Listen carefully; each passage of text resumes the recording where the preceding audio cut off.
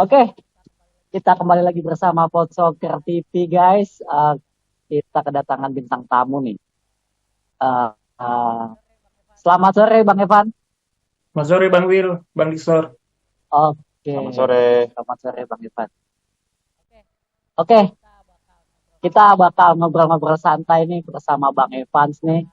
Kita ngomongin persiapan Piala AFF. Oke, Bang Evan, kan ini nama-nama sudah ada nih yang dipanggil sama Coach Sintayong ya. Dia memang lagi memanggil 33 nama. Pendapat Bang Evan nih yang nama-nama yang dipanggil nih, gimana nih Bang Evan? Silakan. Iya, baik Bang Will. Ini 20 30-an nama ya. Ini kan eh, masih draft sementara nih pemain-pemain yang dipanggil untuk TC dulu nih di Bali. Nah, dari nama-nama yang dipanggil ini kan nanti akan dikerucutkan menjadi 23 nama. Eh, Jujur kalau dari segi apa namanya nama-nama yang dipanggil, saya pikir ini merupakan nama-nama pemain-pemain yang di klubnya pun menjadi salah satu pilar yang penting di klubnya. Ini boleh dibilang menjadi gabungan dari ex timnas U20 di tahun 2020 untuk persiapan Piala Dunia yang gagal kemarin itu, ditambah dengan timnas 20 edisinya Indra Syafri yang kemarin.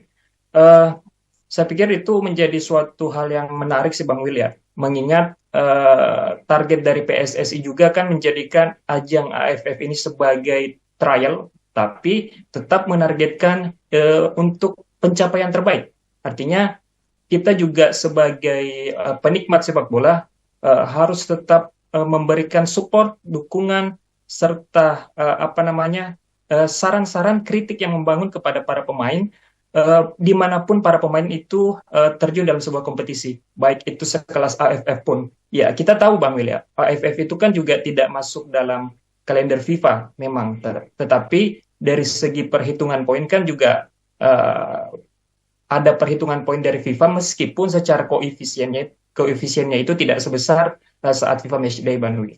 Itu sih Bang Will untuk sementara. Oke Bang Evan, saya tanya sedikit sama Bang Evan, apakah pemain U23, U20 ini apakah worth it untuk Piala AFF ini atau untuk jangka panjang kita apakah berfungsi atau nggak berjalan sama sekali untuk sepak bola kita sekarang?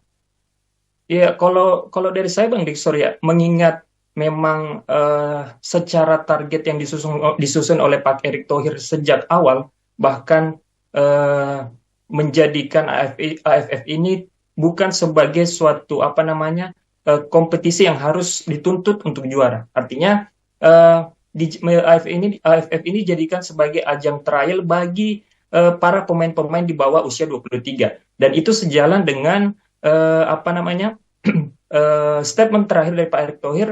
Bahkan dia sendiri mengatakan bahwa untuk AFF ini harusnya hanya diisi oleh pemain U22, tetapi Coach ST sendiri memang menyelipkan beberapa nama-nama yang notabene udah senior, meskipun secara usia Bang Gisor masih termasuk usianya masih sangat muda. Contohnya mungkin yang paling tua hanya Asnawi. Asnawi itu usianya baru masuk 25 25. tahun. Iya, 25 tahun.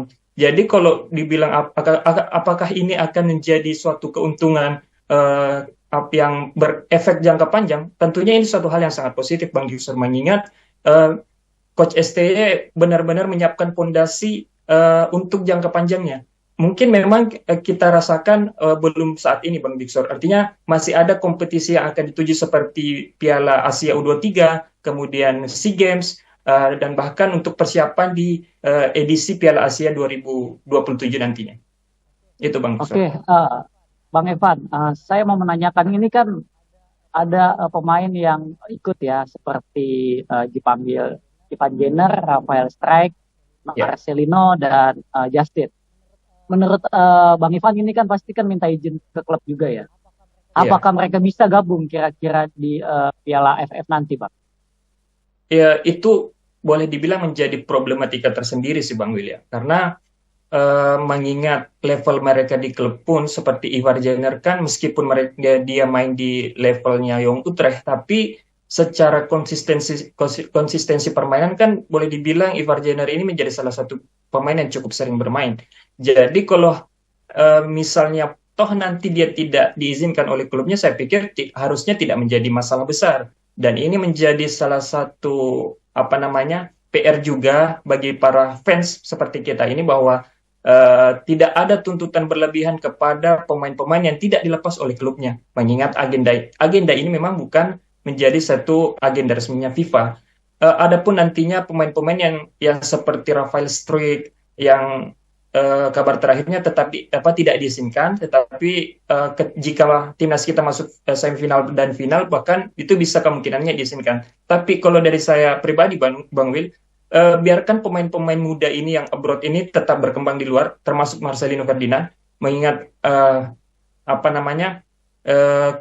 level persaingan, level kompetitif match di klub itu pasti berbeda. Nah, untuk AFF ini biarkan menjadi persaingan para pemain-pemain Liga 1, otomatis kan klub-klub Liga 1 udah memberikan ada agreement, ada persetujuan antar klub dan federasi untuk melepas pemain-pemainnya. Biarkan pemain-pemain yang bermain di liga lokal ini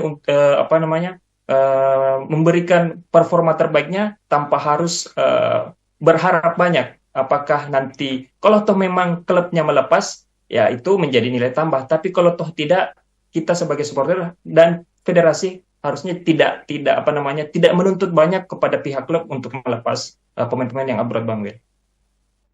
Tapi begini Bang Evan, saya ada satu pertanyaan ini. Ini kan persiapan kita cuma nggak sampai sebulan juga persiapan kita. Pemain kita juga belum rampung semuanya. Masih ada 8 pemain apa 9 pemain yang akan dipanggil. Apakah persiapan yang mepet ini bakal bisa mendapatkan hasil yang bagus apa nggak bagus, Bang? Ya, ini menjadi dinamika yang menarik juga, Bang Diksor. Mengingat kalau kita lihat tim-tim lain nih, Bang Diksor ya, khususnya di grup kita nih, Vietnam. Vietnam contohnya mereka kalau nggak salah udah persiapan tuh di Korea Selatan dengan uji coba dengan beberapa tim lokal di sana. Dan harusnya kan secara jadwal memang AFF itu harusnya bergulir hari ini, tetapi seiring berjalannya waktu, mengingat partisipasi timnas kita juga bermain di kualifikasi round 3, akhirnya diundur oleh pihak AFF. Persoalan apakah akankah ini efisien atau tidak, melihat ya Bang Diksor ya, melihat komposisi pemain yang dipanggil di timnas kita saat ini, yang kemudian akan dikerucutkan menjadi 23 nama, saya cukup yakin Bang Diksor, mengingat pemain-pemain muda ini udah punya paling tidak udah punya dasar bersama Coach Sintayong di awal-awal terbentuknya tim. Beberapa pemain kan udah ditahu secara karakter, udah dikenal oleh Coach Sintayong secara karakter, seperti Ferrari, Arhan. Mereka kan pemain-pemain muda yang artinya secara usia mereka masih di bawah usia 23 tahun. Jadi saya pikir dan saya cukup yakin bahwa pemain-pemain kita ini bisa memberikan kontribusi positif, kontribusi maksimal, bahkan sekalipun tidak ada pemain abroad yang hadir dan hanya memaksimalkan pemain-pemain U23, ya saya cukup yakin mereka bisa memberikan hasil yang maksimal. Meskipun artinya gini, kita sebagai penikmat supporter tidak boleh menuntut banyak, tapi di sisi pemain jangan menjadikan target misalnya federasi menargetkan untuk mencapai hasil yang terbaik. Federasi juga pemain-pemain juga harus mempunyai mindset bahwa target itu tidak dijadikan sebagai beban, tetapi target itu dijadikan sebagai semangat tambah, cambukan support supaya pemain-pemain bisa menunjukkan performa terbaik. Agar kedepannya mereka bukan tidak mungkin, Bang Diksor, mereka bisa menjadi salah satu pilihan pemain tambahan di kualifikasi di bulan Maret nanti untuk pra Piala Dunia. Itu sih Bang Diksor.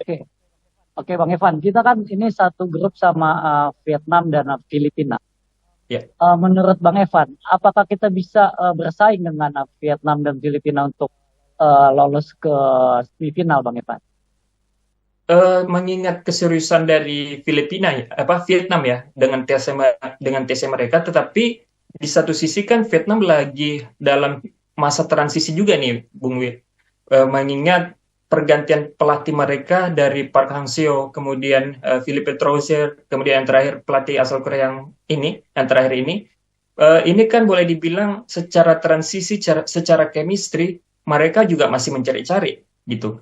Eh, Sementara kita memang mayoritas diisi oleh pemain-pemain muda, tetapi secara karakter dan chemistry dan apa yang diinginkan oleh Coach STY, saya pikir pemain-pemain yang dipanggil kan bukan wajah-wajah baru. Mereka sudah pernah bekerja sama dengan Coach STY di timnas-timnas sebelumnya, baik itu di edisi timnas U19, kemudian di timnas SEA Games 2021. Saya pikir bukan menjadi suatu problem yang besar. Nah, untuk lawan-lawan seperti Vietnam dan di Filipina, ya bahkan Filipina sendiri pun, meskipun mereka dihuni oleh pemain-pemain yang artinya naturalisasi mereka hampir menyeluruh dari segi seluruh posisi, tapi ada satu yang belum mereka punya, itu chemistry juga, dan itu terbukti beberapa tahun terakhir Filipina nggak bisa berbicara banyak juga. Tapi ya intinya selama pemain-pemain kita tadi bisa menunjukkan performa terbaik, bisa mengaplikasikan apa yang diinginkan Coach ST ya di lapangan, saya pikir tidak akan menjadi suatu masalah untuk untuk menghadapi Vietnam dan Filipina. Gitu Bang Billy. Oke, berarti Bang Evan sangat optimis tim Iya. kita bisa lolos sampai semifinal bahkan final berarti. Iya benar Bang Gisor. Bang Evan ganti pelatih itu untuk sebuah timnas itu berpengaruh juga berarti. Ya itu udah pasti udah hal yang jelas lah itu Bang Gisor. Artinya gini, kalau kita mau lihat level, kita harus lihat dulu Bang Gisor ya, level tim kita di mana gitu. Bahkan level tim-tim besar sekalipun transisi pergantian pelatih itu nggak bisa ditebak juga bakalan bisa sukses atau tidak. Artinya kalau toh dapat suksesnya kan syukur. Contoh kecilnya kan Liverpool misalnya, kita berkaca di luar. Transisi pergantian pelatih mereka kan tidak butuh waktu lama untuk langsung ngetun kan, langsung secara chemistry langsung dapat.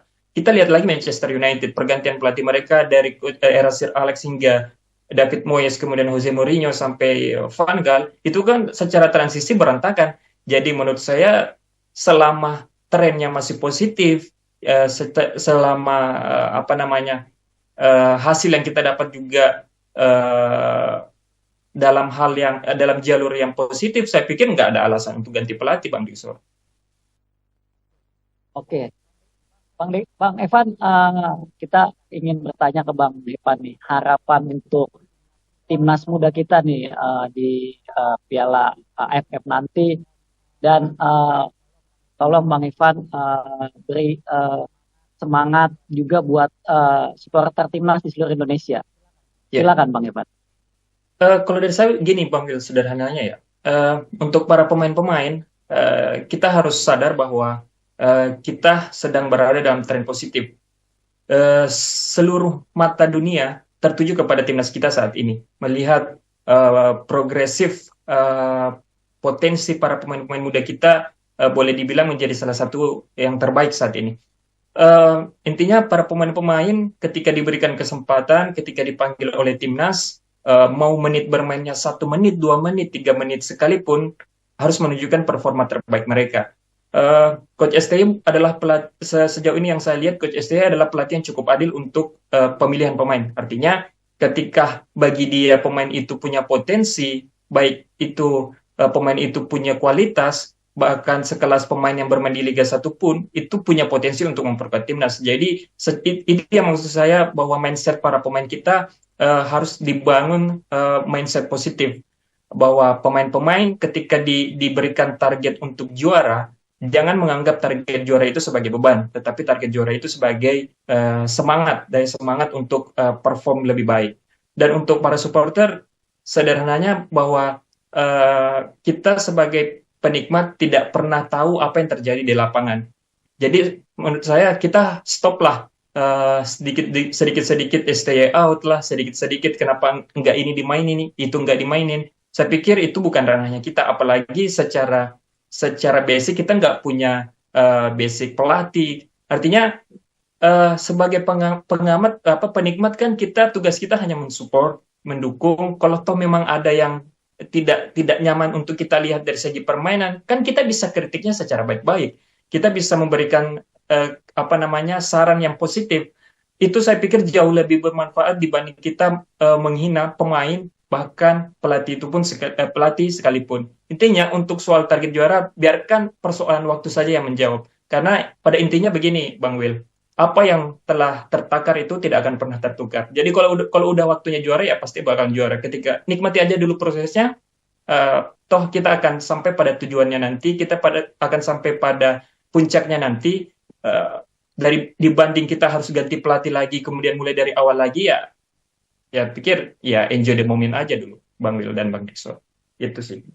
Oke, thank you banget Bang Evan.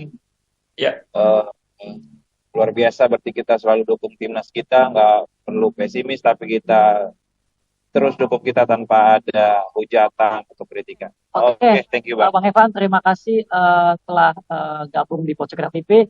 Sampai jumpa lagi. Salam sepak bola. terima kasih.